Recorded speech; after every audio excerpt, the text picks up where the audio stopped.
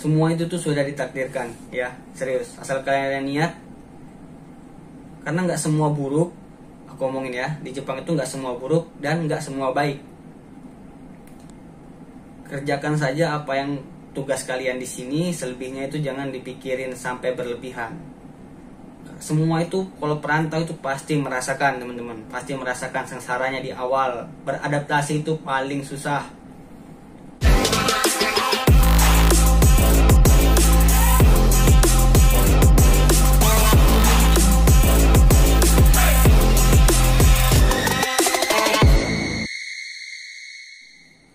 Oke teman-teman, assalamualaikum warahmatullahi wabarakatuh. Kembali lagi di channel aku, Daris Putra Wongki, perantau dari Sumatera yang sekarang ada di Jepang, jadi kuliah di Jepang. Di video kali ini aku ingin menjawab pertanyaan teman-teman semua yang banyak masuk di kolom komentar YouTube aku. Dan udah lama nggak aku buat video tentang Jepang lagi di YouTube, karena banyak sekali kerjaan yang membuat aku lelah, jadi aku nggak sempet untuk buat konten di YouTube. Berhubung hari ini Natsuya Sumi liburnya seminggu, banyak liburnya, jadi aku ingin membuat konten lagi di YouTube sambil menjawab pertanyaan-pertanyaan teman-teman semua yang masih bingung atau bimbang tentang Jepang. Semoga dengan jawaban aku ini dapat membantu dan membuat kalian semangat lagi dalam mengejar cita-cita yang ingin merantau ke Jepang.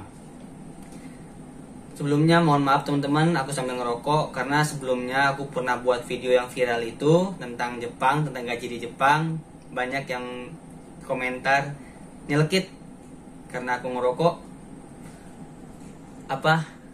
Mohon dimaafkan teman-teman, karena aku kalau buat video itu tuh kalau nggak ngerokok ya, itu nggak bisa ngomong teman-teman. Biasa bukan artis, bukan yang biasa ngomong di depan kamera, jadi masih ongak-ongok teman-teman. Mohon dimaafkan. Ambil yang baiknya, buang yang buruknya. Dan teman-teman ya yang ingin belajar bahasa Jepang dari aku, jangan teman-teman.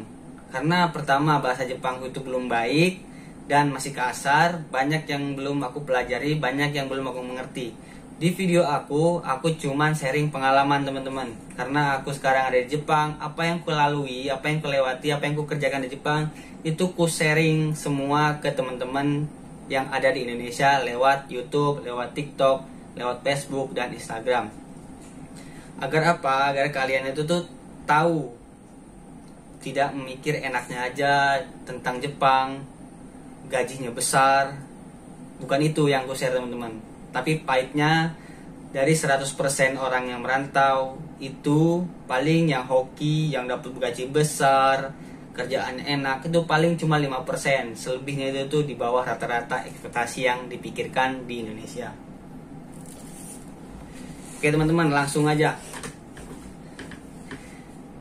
Katanya di sini yang paling banyak ditanyakan itu, "Bang, kalau misalnya masih nol itu gimana bang?" katanya.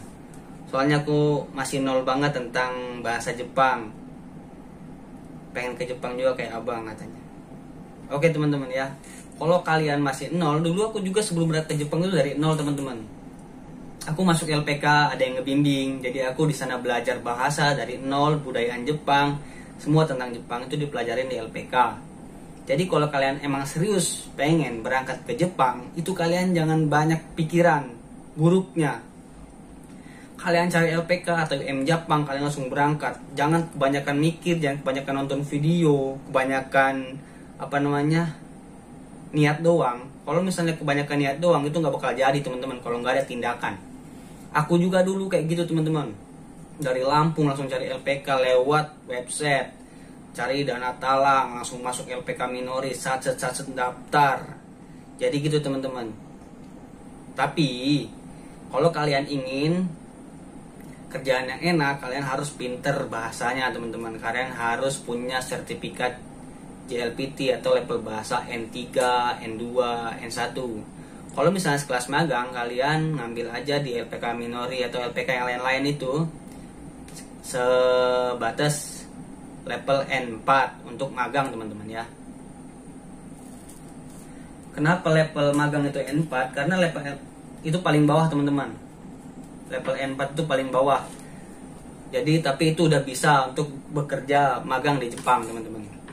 Karena kalau misalnya kita nggak magang, kita nggak mempelajari apa namanya level bahasa N4, nanti kalian di sini kocar kacir teman-teman, pontang panting, berangkat teman-teman. Tapi kalau misalnya bahasa kalian buruk, kalian di sini bakalan sengsara kerjanya, serius, bakalan sengsara. Bang, tolong ajarin aku bahasa Jepang. Kalau minta pelajar bahasa Jepang, jangan sama aku teman-teman. Kalian pilih channel YouTube lain yang pinter, yang ngulas dari nol sampai pinter. Kalau misalnya belajar dari aku nggak bisa belajarin bahasa Jepang ke kalian teman-teman. Karena apa? Bahasa levelku itu masih di kisaran N4 teman-teman. Masih belum cukup. Dan bahasaku masih kasar teman-teman. Karena memang aku bukan sensei, belum pinter banget. Banyak banget teman-teman di YouTube yang minta sepil-sepil kotoba. Paling ku sepilin, ku anjurin kalian belajar itu tentang kalimat perintah. Kalian hafalin aja, kalian pelajarin aja Minani Hongo 1 sama Minani Hongo 2. Udah, itu udah cukup teman-teman kalau untuk kelas magang. Nanti kalau udah sampai sini kalian ketemu bahasa-bahasa yang level lebih tinggi, ya itu dari situlah teman-teman. Cuman ujung-ujungnya ya dirubah sama orang Jepang sini. Karena apa? Karena kalau di Gemba itu nggak mungkin pakai bahasa yang halus terus. Karena spontan teman-teman. Kalau kita ngomongnya lama, pekerjaan akan lama. Jadi kalau misalnya pekerjaan di Gemba itu harus cepat. Jadi orang Jepang juga kalau ngomong itu disingkat-singkat teman-teman, sama kayak di Indonesia. Nanti lambat laun kalian kalau sudah di Jepang itu pasti kalian tahu sendiri teman-teman. Asal kalian punya basic di N4 dan N5-nya. Nanti kalian enak di sininya.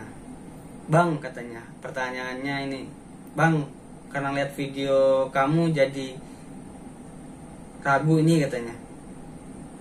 Udah lolos di job Gemba. Jangan ragu teman-teman. Ngapain ragu? Ngapain takut? Semua itu tuh sudah ditakdirkan, ya, serius. Asal kalian niat. Karena nggak semua buruk, aku omongin ya, di Jepang itu nggak semua buruk dan nggak semua baik. Kerjakan saja apa yang tugas kalian di sini, selebihnya itu jangan dipikirin sampai berlebihan. Semua itu kalau perantau itu pasti merasakan teman-teman, pasti merasakan sengsaranya di awal. Beradaptasi itu paling susah. Apalagi kita orang Gemba, kayak aku orang Gemba teman-teman ya. Orang Gemba itu kerjanya konstruksi atau kerja lapangan, kerja di luar, kerja di luar ruangan atau kerja berat, kerja keras lah pokoknya. Nah itu pasti ngimbangin orang Jepangnya, ngimbangin pekerjaannya itu sangat sulit untuk tahun awal. Kalau udah lebih dari itu sampai 6 bulan ke atas itu pasti enak teman-teman.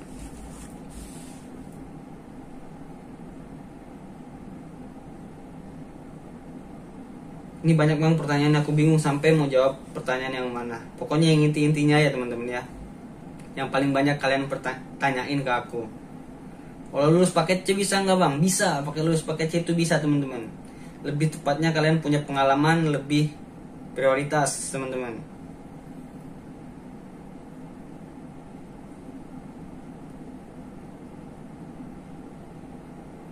Cara ke Jepang melalui apa? Banyak teman-teman cara ke Jepang itu tuh. Pertama, kalau mau kerja ke Jepang itu masuk LPK, kalau enggak IM Jepang. LPK di Indonesia itu banyak teman-teman. Pilihlah yang menurut yang emang sudah terpercaya atau SO, agar kalian tidak dilempar-lempar. Kayak aku kan dari Lampung langsung berangkat ke Cikarang. Karena kalau misalnya aku mau ke LPK di Lampung juga ada, tapi takutnya itu kan bayar duluan ya. Kalau bayar duluan itu aku nggak punya duit teman-teman, jadi aku milih LPK yang Dana Talang. Dan ke Jepang itu nggak mahal teman-teman, ke Jepang itu murah. Bagi orang yang punya duit murah ya teman-teman ya. Jadi ke Jepang itu nggak lebih dari uang sekitar 50 juta. Kalau udah ke atas 50 juta itu fix itu calo teman-teman. Karena aku dulu di Minori cuma 35 juta teman-teman, dan bayarnya itu setelah aku kerja di Jepang, sudah menerima gaji. Jadi aku udah menerima gaji di Jepang, aku bayar, aku cicil teman-teman selama setahun. Begitu teman-teman ya.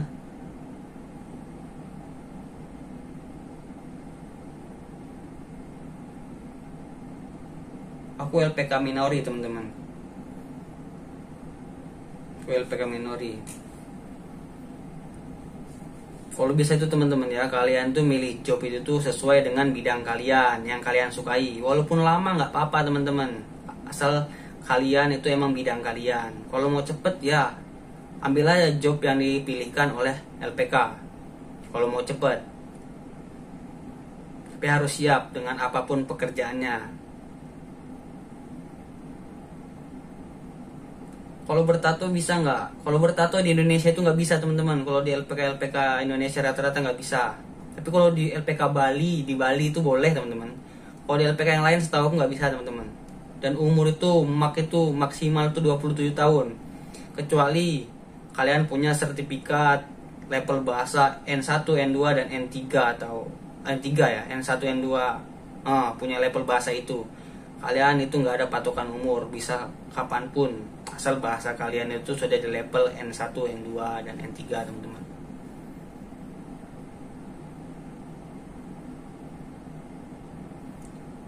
Dan satu lagi teman-teman, banyak banget yang nanyain gaji tentang Jepang. Gaji di Jepang itu teman-teman bisa untuk nabung. Walaupun aku di sini pisahnya magang teman-teman, bisa untuk nabung, ada yang ditabung.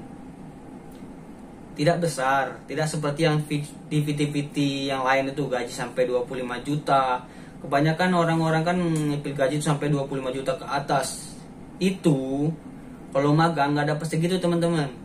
Magang itu nggak sampai segitu. Kalau level-level itu pisahnya udah tinggi, bukan pisah magang lagi.